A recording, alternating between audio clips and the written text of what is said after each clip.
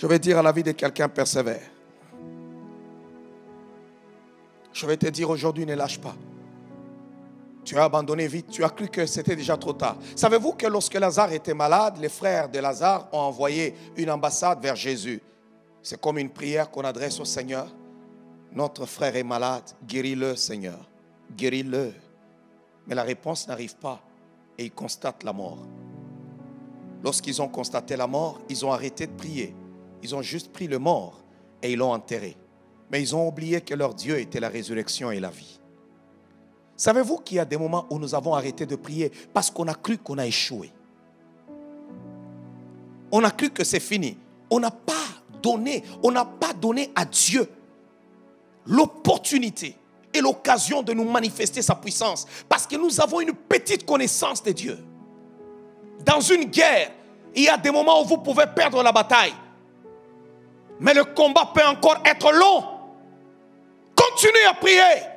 Même si l'ennemi a comme l'impression qu'il a déjà pris le dessus. Mais je te demanderai de continuer à prier. Parce que ton Dieu n'échoue jamais. Oh, je vais parler à la vie de quelqu'un. Jésus n'échoue jamais. Oh, je vais encore le redire, que cela puisse retentir en enfer, au milieu de tes ennemis, même dans ton sommeil. Lorsqu'on te pourchasse, arrête-toi seulement, regarde les démons et parle aux principautés, que je ne continuerai plus toujours à courir. J'espérerai à mon Dieu, parce que Jésus n'échoue jamais. Je vais parler à la vie de quelqu'un, à celui qui s'est déjà découragé, à celui qui n'aime plus parler de la prière, parce qu'il dit, j'avais tellement jeûné, j'avais tellement prié, mais le résultat, regardez-les, c'était la honte, c'était la confusion, c'était le blocage, c'était l'opprobre, c'était ceci. Non, ça ce n'est pas le Dieu de la Bible. Le Dieu de la Bible nous demande la persévérance. Il nous dit, continue, allez, continue. Allez, continue, allez, continue, allez, continue, jusqu'à ce que ça secoue le trône.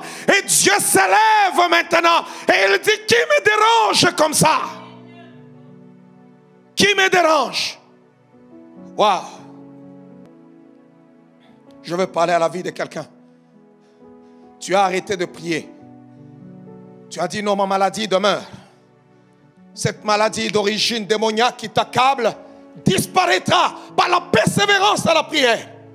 Prie lundi, prie mardi, prie mercredi, prie jeudi, prie vendredi, prie samedi, prie dimanche. La même chose. Savez-vous ce que Jésus a fait? Il nous a démontré l'un des secrets de la prière. Qu'est-ce qu'il a fait? Il n'avait plus de force pour prier. Il n'avait plus d'énergie pour prier. Savez-vous que vous pouvez ne pas avoir l'énergie pour passer des heures et des minutes, répéter la même chose? Seigneur, je veux cette victoire. Seigneur, je veux cette guérison. Seigneur, je veux cette guérison. Mais tu vas à l'hôpital, on te dit non, la maladie demeure. Non, bien-aimé, retourne encore à genoux. Seigneur, je veux cette guérison. Yahweh, je veux cette guérison. Yahweh, je veux cette guérison. Tu retournes à l'hôpital, on te dit non, la maladie est encore là. Ne te décourage pas. Non seulement l'homme, ton ami ne sortira pas à cause que tu es son ami, mais à cause que tu l'as importuné. Il ouvrira la porte.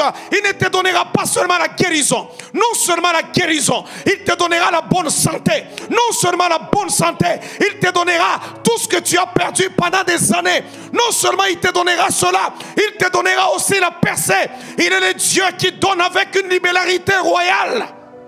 N'arrête pas. Parle à Dieu.